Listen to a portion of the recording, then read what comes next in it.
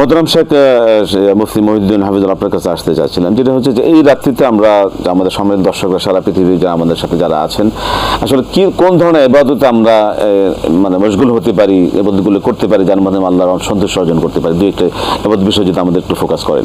শুকরিয়া। প্রিয় দর্শক শ্রোতা, আজকের পবিত্র রজনীতে আমাদের যে বিষয়টুকু করা দরকার যে সেটা হচ্ছে আল্লাহ তাআলার ইবাদত। তো ইবাদতের ক্ষেত্রে শ্রেষ্ঠ ইবাদত হচ্ছে নামাজ। আমরা আজকে অধিক পরিমাণ নফল নামাজ পড়তে পারি। আমরা দাঁড়িয়ে দাঁড়িয়ে দীর্ঘক্ষণ তেলাওয়াতের মাধ্যমে, বিশেষ করে দীর্ঘক্ষণ তেলাওয়াতের মাধ্যমে যদি আমরা নামাজ আদায় করতে চাই, তাহলে আমরা আজকে রাত্রটাকে আমরা সুবর্ণ সুযোগ হিসাবে কাজে লাগাতে পারি। দ্বিতীয়ত, আমরা বসে বসে আমাদের জীবনের অনেক অপরাধের কথা মনে করে জীবন যৌবনে অনেক গুনাহ করেছি, আমরা অনুতপ্ত হয়ে লজ্জিত হয়ে আল্লাহ তাআলার কাছে মস্তক অবনত করে ওয়াদাবদ্ধ হয়ে আমরা তওবা করতে পারি।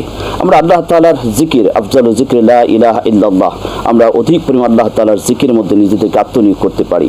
আল্লাহ তাআলা যে কোরআন যে রাত্রে নাজিল করেছেন, এই সুন্দর নিয়ামতপূর্ণ কোরআনকে আমরা পেয়েছি, যে কোরআনের নূর আল্লাহ তাআলা আমাদের জন্য দিয়েছেন, এই নূরকে আমরা আমাদের পুরো দেহের মধ্যে আলোকিত করার জন্য, জীবনকে আলোকিত করার জন্য, সমাজ রাষ্ট্রকে আলোকিত করার জন্য এই কোরআনুল কারীম তেলাওয়াত যারা আমরা পারি পরিশুদ্ধভাবে তেলাওয়াত করব। যদি পারি আরো অর্থ সহ মর্ম কথা জেনে শুনে বুঝে এই কোরআনকে আমাদের জীবনের পরিপূর্ণভাবে বিধান হিসাবে গ্রহণ করতে পারি। আমরা বেশি বেশি করে আল্লাহ তাআলার কাছে দোয়া মুনাজাত করতে পারি, কারণ বিশেষ করে আত্মীয় স্বজন যারা আছে তাদের কবর জিয়ারত করতে পারি এবং রুহি মাগফিরাতের জন্য আল্লাহ তাআলার ক্ষমা চাইতে পারি। এইভাবে রাত্রটাকে আমরা ইনশাআল্লাহ আমাদের কবুল করুন। প্রিয় দর্শক, আমরা শুনছিলাম আমরা এই রাত থেকে কিভাবে ইবাদত বন্দেগী আমরা কি ইবাদতে আমরা শামিল হতে পারি।